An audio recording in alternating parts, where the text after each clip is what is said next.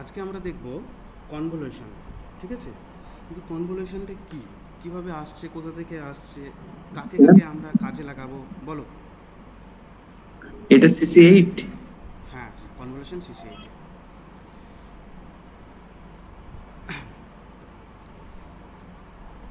First আমরা দেখে নেব যে গসিয়ান ফাংশনটা কি। ঠিক আছে, গসিয়ান ফাংশনটা তোমাদের টপিকে মেনশন করা ছিল যে টু গসিয়ান ফাংশন কি যদি কনভলিউশন করা হয় তাহলে সেটা থার্ড যে ফাংশনটা মানে after convolution of two Gaussian function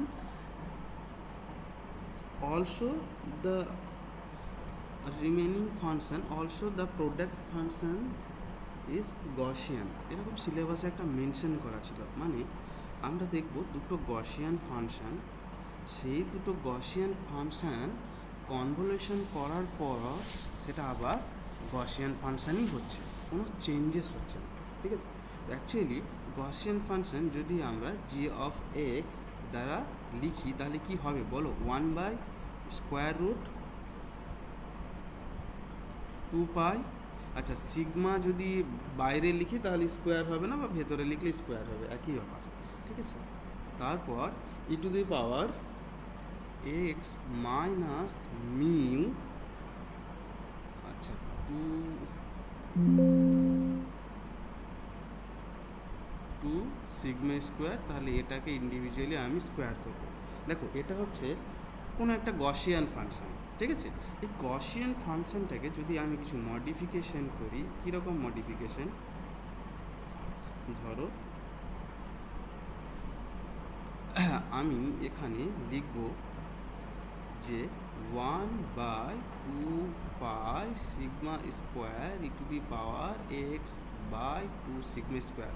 এখানে কি হয়ে গেল দেখো, এটা কেন লিখলাম, যেহেতু মিউ ইকুয়াল টু 0। আচ্ছা, মিউ মানে কি বলো তো, মিউটা কি, মিউটা মিন ভ্যালু। ঠিক আছে, এই মিন ভ্যালু যদি 0 হয় তাহলে কি হয়, কে বলতে পারবে? মিন ভ্যালু যদি 0 হয় তাহলে কি হবে বলো রনি। মিউ এর ভ্যালু যদি 0 হয় তাহলে আমরা যখন প্লট করব তখন কি হয় জানো তো, এটা তোমরা, এটা তো জানার কথা, জানো না?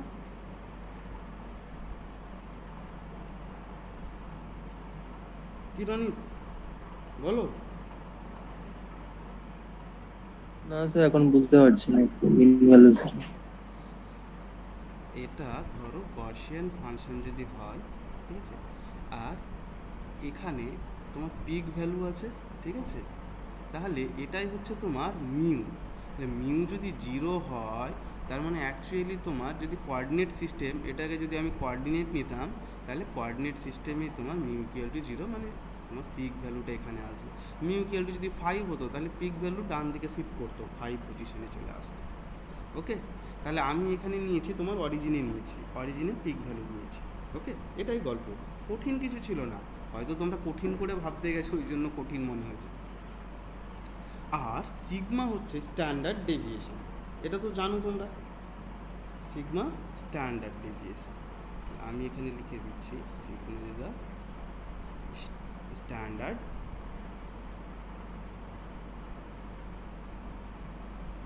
ডেভিয়েশন।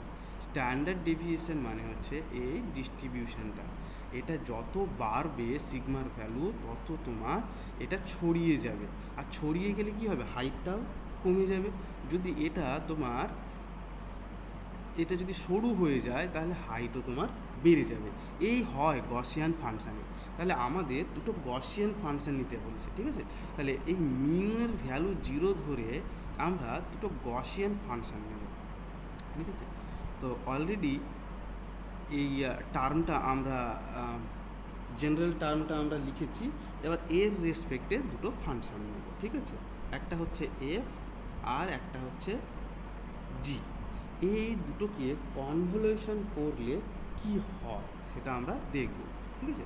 তাহলে এফ এর রেসপেক্টে এফ যদি ফাংশনটা হয়, এখানে দেখো গসিয়ানের জন্য ছিল জি, তাহলে এফ যদি হয় তাহলে এফ এর জন্য আমি ধরে নিতে পারি মিউ ওয়ান আর সিগমা ওয়ান। ইকুয়েশনটাকে চেঞ্জ করলে এফ এর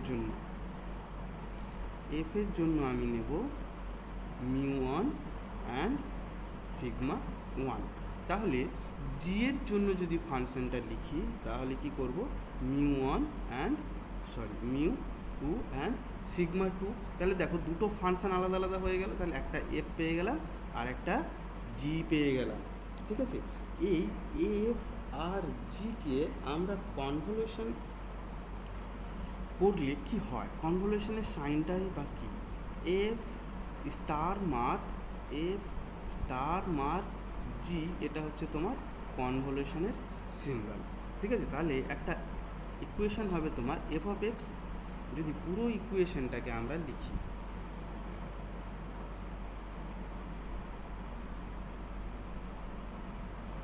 ধরো পুরো ইকুয়েশনটাকে যদি আমরা লিখি তাহলে বলো এফ দিয়ে ইকুয়েশনটা লিখলে কি হবে,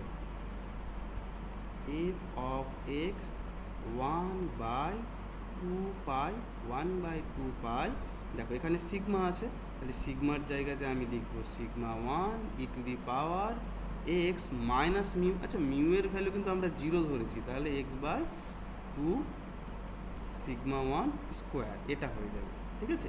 সিমিলারলি জি অফ এক্স যদি আমরা লিখি তাহলে আমরা লিখব one by two pi sigma two e to the power x by two sigma two square. দেখো দুটো ইকুয়েশান লিখেছি আমরা, ঠিক আছে? এটা হচ্ছে ইকুয়েশান ওয়ান, এটা হচ্ছে ইকুয়েশান টু বা ফাংশন ওয়ান ফাংশন টু। একটা হচ্ছে তোমার এফ আর একটা হচ্ছে জি। তাহলে এই এফ আর জিকে কনভলিউশন করলে এরকমভাবে লেখা হয় এফ জি। এই এফ জি ইকুয়াল টু তোমার কী দাঁড়াবে, এফ জি ইকুয়াল টু কী দাঁড়াবে সেটা আমরা দেখি, চলো। এফ জি ইকুয়াল টু লেখা যায়, দেখো এফ অফ এক্স ছিল আর জি অফ এক্স ছিল, তাহলে দুটোর ভ্যারিয়েবল এক্স। এবার এটাকে যখন আমরা F convolution G variable X equal to আমরা লিখব যে integration minus infinity to plus infinity, আমার ভ্যারিয়েবল চেঞ্জ হয়ে যাবে F of T and G X minus T. তাহলে দেখো কী ছিল, এফ অফ এক্স ছিল, এফ অফ টি হয়ে গেল, অ্যান্ড জি অফ এক্স ছিল, G of X minus T হয়ে গেল। This is the convolution method. এই এটাই হচ্ছে তোমার কনভলিউশনের প্রসেস। তাহলে এটাকে আমি একটু হাইলাইট করে মার্ক করে দিলাম। দেখো এনি টু গসিয়ান ফাংশন, এখানে আমরা দুটো গসিয়ান ফাংশন, একটা এফ আর একটা জি, দুটো গসিয়ান ফাংশনকে কনভলিউশন করলাম। This is the convolution sign. তো কনভলিউশন করলে কি হয়, minus infinity to plus infinity integration over কার এফ অফ টি আর G of X minus T. মানে দেখো আগের যে ভ্যারিয়েবলটা ছিল সেটা G of X minus new variable এসছে টি দিয়ে। ওকে, এত দূর অবধি বোঝা গেছে? অ্যান্ড আফটার কনভলিউশন মানে আমার যে সিগমা ওয়ান সিগমা টু ভ্যালুগুলো আছে, তাহলে কনভলিউশনের পরে এই একটা নতুন ফাংশন জেনারেট হলো। তাহলে আমি সিগমা সি ধরে নিলাম, কনভলিউশনের যে সিগমাটা আসবে, সিগমা মানে স্ট্যান্ডার্ড ডেভিয়েশন, তাহলে স্ট্যান্ডার্ড ডেভিয়েশনও চেঞ্জ হওয়ার কথা। সেই স্ট্যান্ডার্ড ডেভিয়েশনটা হবে sigma one square plus sigma two square within square root. তাহলে বোঝা গেল আমার থিওরিটিক্যাল পোর্শন।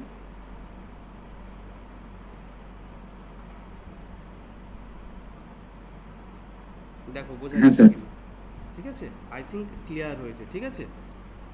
এবার এই পোর্শনটা, এই যা যা কিছু করলাম, এটাকেই আমরা দুভাবে কাজ করতে পারি।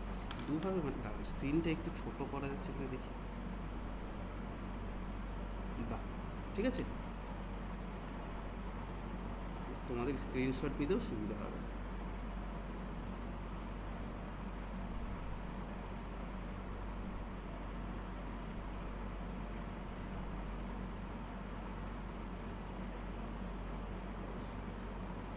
ঠিক আছে।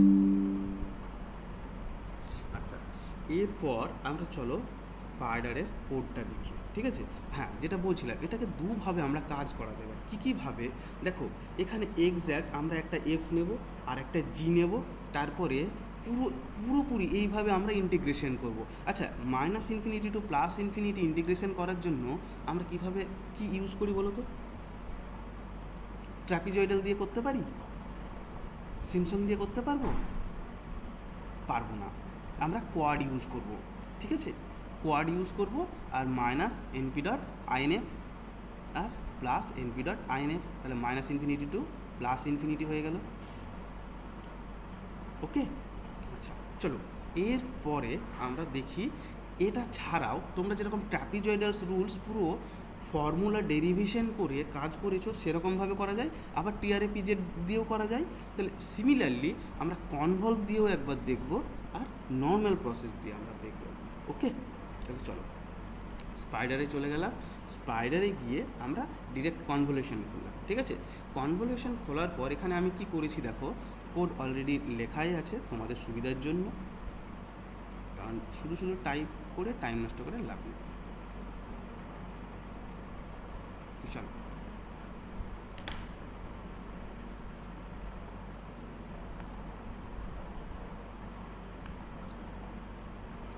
ফার্স্ট এই দুটো লাইনের মানে আমার বলার কোনো দরকারই পড়বে না।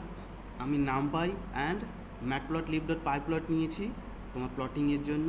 তারপর দেখো আমরা গসিয়ান ফাংশান যেটা বলছিলাম যে জি অফ এক্স এটার জন্য আমরা কি করেছি দেখো, এটার জন্য আমরা ডেফিনিশন থেকে কস নিয়ে নিয়েছি, তারপরে x variable g of x, তার সঙ্গে কে আছে মিউ আর সিগমা, তো মিউ আর সিগমাও আমরা ভ্যারিয়েবল ধরে নিয়েছি। রিটার্ন কি করেছি দেখো, NP dot e to the power x minus mu square by 2 sigma square, ঠিক আছে। তারপর এর সাথে ডিভিশন দিয়ে আমরা 1 by square root 2 pi by, আচ্ছা বাই মানে দেখো এটার সঙ্গে বাই না, বাই মানে এই ফার্স্ট পোর্শনের সাথে বাই। কীভাবে হলো দেখো, এই যে পোর্শনটা আছে E to the power x minus mu square by 2 sigma square, এই পুরো পোর্শনটার সাথে আমি বলতে পারি যে এটা by square root 2 pi by sigma, তাহলে সেই জায়গাটায় পাওয়া যাচ্ছে এখানে। তো তোমরা এটা ধৈর্য সহকারে লিখবে, ঠিক আছে। এটা এত বড়, একটু ধৈর্য সহকারে লিখবে। এটা হচ্ছে পুরোটা ইকুয়েশনটা, ওকে। তারপর কি কাজ করেছি দেখো, একটা ইকুয়েশন দুটো ডিফারেন্ট ভ্যালু নিয়েছি, মিউ ওয়ানের একটা স্মল ভ্যালু নিয়েছি, মিউ টু এর একটা স্মল ভ্যালু নিয়ার অ্যাবাউট 0। তোমরা 0 ডিরেক্ট বসাতে পারো, ঠিক আছে। আমি 0 বসাইনি কারণ একটা 0 এরর আছে ওই জন্য, ঠিক আছে। চাইলে এখানে তোমরা আরও 3টে 0 বসিয়ে কাজ করতে পারো, বা মিউটাকে উঠিয়ে দিয়েও কাজ করতে পারো, ঠিক আছে। তাহলে এবার দেখো আমি কার রেসপেক্টে কাজ করব, এক্স বলেছিলাম জি অফ এক্স, সেই এক্সের জন্য আমি -1.5 থেকে +1.5 অবধি ভ্যালু নিয়ে নিয়েছি, যার 300টা পয়েন্ট আছে। তাহলে এর লেন্থ যদি আমরা দেখি তাহলে 3, সেই 3 লেনের জন্য তোমার 300টা পয়েন্ট ক্রিয়েট করা হয়েছে। অ্যান্ড স্মল যে পার্ট ডিএক্স তার ভ্যালু হচ্ছে 0.01, ওকে। এরপর আমরা কনভলিউশন করেছি তোমার ডিরেক্ট প্রসেসে, ডিরেক্ট মেথড ইউজ করেছি, ঠিক আছে। এনপি ডট কনভলভ তোমার ডিরেক্ট কনভলিউশন করা যায়, যেরকম তোমরা সাইপাই ইন্টিগ্রেশন থেকে তোমরা দেখেছো টিআরএ পিজেড ট্র্যাপিজয়েডালসের জন্য, অ্যান্ড এসআইএমপিএস দেখেছো সিমসন 1/3 রুলস ইউজ করে ইন্টিগ্রেশনের জন্য। সিমিলারলি এখানে এনপি ডট কনভলভ ইউজ করেছি কার রেসপেক্টে, দুটো ইকুয়েশন, ঠিক আছে। একটা হচ্ছে দুটোই গসিয়ান থেকে পেয়েছি, জিএক্সের সাথে দেখো mu 1 sigma 1 and G of x mu 2 sigma 2, ঠিক আছে। হ্যাঁ, এখানে মোড অলওয়েজ সেম করে রাখবে, এখানে অ্যানাদার মোডে কোনো দরকার নেই। আমরা যখন কনভলিউশন করব অলওয়েজ মোড সেম থাকবে। এফ আর জি এর মধ্যে যখন আমরা অ্যাস্টেরিক্স মার্কস ইউজ করছি, অ্যাস্টেরিক্স মার্কসটা ইউজ করা হয়, এই অ্যাস্টেরিক্স চিহ্নটা ইউজ করা হয় তোমার কনভলিউশনের জন্য। এছাড়াও স্টার আছে, সেটা আলাদা কাজের জন্য ব্যবহার করা হয়। তোমরা সেটা ফিফথ সেমে গিয়ে পড়বে, কোরিলেশন, অটো কোরিলেশন, তখন আমরা গিয়ে ওগুলো জানবো, ঠিক আছে। কিন্তু এখন হচ্ছে অ্যাস্টেরিক্স মার্কসটা ইউজ করা হয় অ্যান্ড সেম মোডে ইউজ করা হয়, সেটা হচ্ছে তোমার কনভলিউশনের জন্য। আচ্ছা, তারপরে চলো সিগমা সি মানে যেটা আমি তোমার, পাশে ওটা কি ছিল? কি বলছো? মোডের পরে যে সিম ছিল, তারপর একটা ডিএক্স লেখা ছিল, ওটার পর কি হ্যাঁ ব্র্যাকেট ক্লোজ ডিএক্স করা ছিল, ওটা কি? ডিএক্স ডিএক্স থাকবে, ব্র্যাক অবভিয়াসলি। দেখাচ্ছি।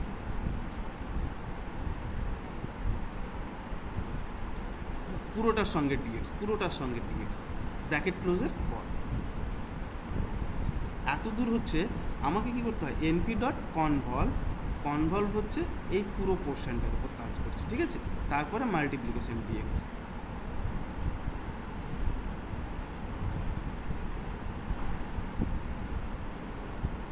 ঠিক আছে, আচ্ছা চলো। সিগমা সি ইকুয়াল টু আমি বের করলাম NP dot square root sigma square 1 and sigma square 2। এটা হচ্ছে কনভলিউশন স্ট্যান্ডার্ড। হ্যাঁ, চাইলে তোমরা অ্যামপ্লিটিউডও বের করতে পারো। অ্যামপ্লিটিউডের ফর্মুলাটা একটু অন্যরকম, অ্যামপ্লিটিউডের ফর্মুলাটা অনেকটাই সেম। আমরা যদি আগে থেকে আচ্ছা, এখানে আমি লিখছি সিগমা সি বের করলাম তো। আচ্ছা, এই জায়গাটাতে আমি তোমার অ্যামপ্লিটিউডের জন্য লিখে দিচ্ছি। ধরো অ্যামপ্লিটিউডের জন্য কীরকম হয়, 1 বাই স্কোয়ার রুট 2 পাই পুরোটার মধ্যে sigma 1 square plus sigma 2 square. এটা হচ্ছে তোমার amplitude.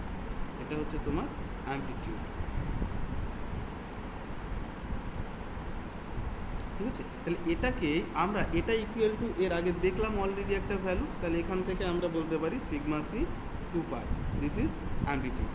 Okay, this is amplitude. তাহলে এখানে আমি বের করেছি তাই তোমাদের দেখালাম, আদারওয়াইজ অ্যামপ্লিটিউড না বের করলেও হবে, ঠিক আছে। তারপর দেখো প্লটিং করেছি, কী প্লটিং করেছি, একটা জি মানে একটা এফ ফাংশন যেটা হচ্ছে μ1 x1 দিয়ে, ঠিক আছে, আর μ1 সিগমা 1 দিয়ে, আর একটা হচ্ছে μ2 সিগমা 2 দিয়ে আলাদার ফাংশন, দুটোকে প্রিন্ট করেছি। তারপর কনভলিউশন সেকেন্ড হচ্ছে, আচ্ছা থার্ড হচ্ছে কনভলিউশনটাকে প্রিন্ট করেছি। সবগুলো আলাদা আলাদা কালার দিয়েছি অ্যান্ড আলাদা সিম্বল দিয়েছি। এখানে প্লাস সিম্বল দিয়েছি, এখানে তোমার লেস দ্যান সাইন দিয়েছি, এখানে তোমার হাইফেন আছে, ঠিক আছে, ক্রস মার্ক উইথ হাইফেন আছে, অ্যান্ড কালার হবে রেড, এখানে কালার হবে গ্রিন, এখানে কালার হবে ব্লু। এই সমস্ত কিছু তোমার ডিজাইন ইচ্ছা করে করা হয়েছে যেন দেখতে ভালো লাগে বা বুঝতেও সুবিধা হয়, ঠিক আছে। তারপর এখানে টাইটেল ইউজ করা হয়েছে, কনভলিউশন, অ্যামপ্লিটিউড, এই সমস্ত কিছু ইউজ করেছি। লেভেল ইউজ করেছি, ম্যাথমেটিক্যালি এন লিখেছি, মিউ লিখেছি, সিগমা লিখেছি, অ্যান্ড গ্রিড লিখেছি, অ্যান্ড শো করেছি। ওকে, দেন আমি রান করালাম। রান করার পরে দেখো এখানে আমি কি প্লট পেয়েছি, ঠিক আছে।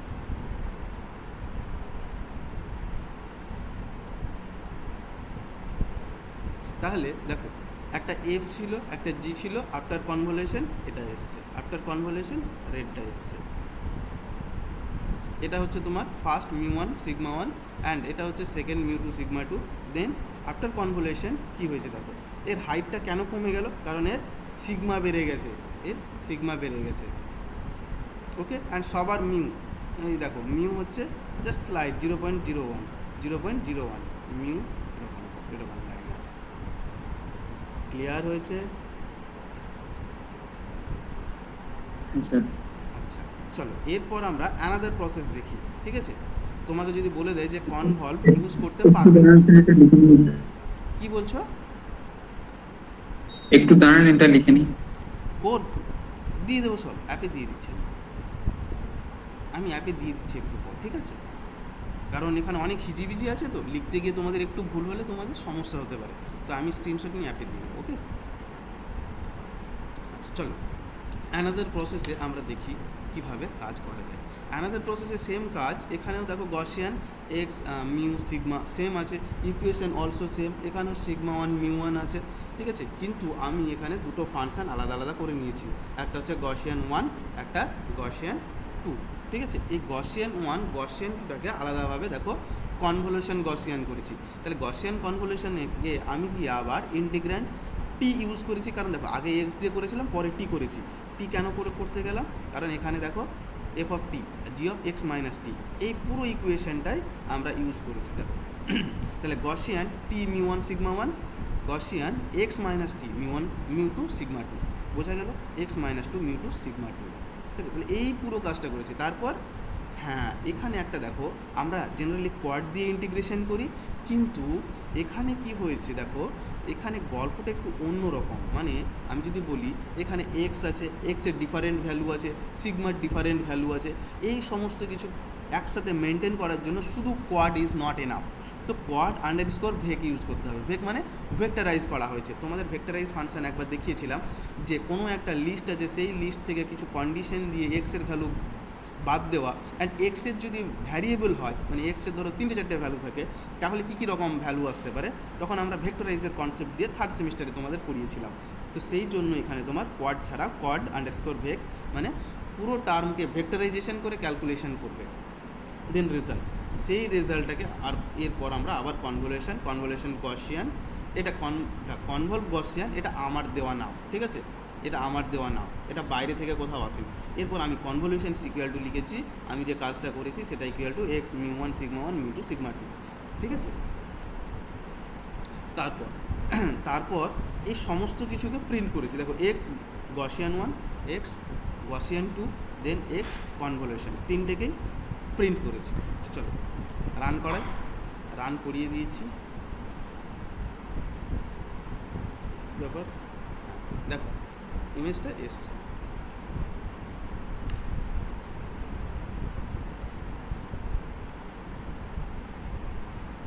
ঠিক আছে, তাহলে দেখো এই যে ব্লু কালার সেটা হচ্ছে তোমার Gaussian 1, orange colour Gaussian 2 and convolutions of Gaussian 1 and 2, this is green. তাহলে দেখো দুটো গসিয়ান ফাংশনকে কনভলিউশন করার পরও আমরা গসিয়ানই পাচ্ছি, সেটাই হচ্ছে প্রমাণ করতে বলা হচ্ছিল তোমাদের সিলেবাসে। ঠিক আছে, ক্লিয়ার হয়েছে, সবার বোঝা গেছে? স্যার একটা জিনিস বলো। স্যার, বলছি যে দুটো গসিয়ান ফাংশনকে কনভলিউশন করার পরে থার্ড গসিয়ানটা পাচ্ছি, সেটা ফ্ল্যাট হয়ে যাচ্ছে কিনা আরেকবার বলবেন? কেন হয়ে যাচ্ছে, এই তো ক্যালকুলেশন দেখো, সিগমা সি এর ভ্যালুটা দেখো,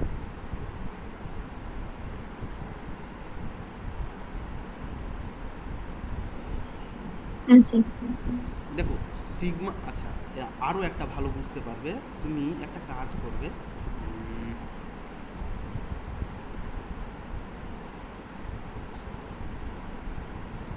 দেখো এখানে সিগমা 1 এর ভ্যালু আছে কত 1, এখানে সিগমা 2 এর ভ্যালু কত 0.9, তাহলে sigma 1 equal to 1, sigma 2 equal to 0.9, sigma c এর ভ্যালু কত হবে,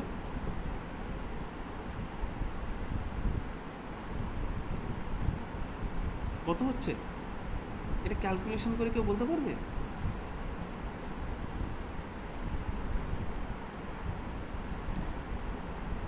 প্রদ্যুম্ন স্যারকে ফোন করো। 1.34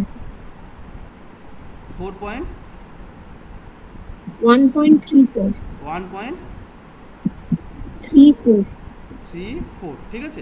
তাহলে এই ভ্যালুটা কত, দেখো আগের দুটোর থেকে বেশি তো,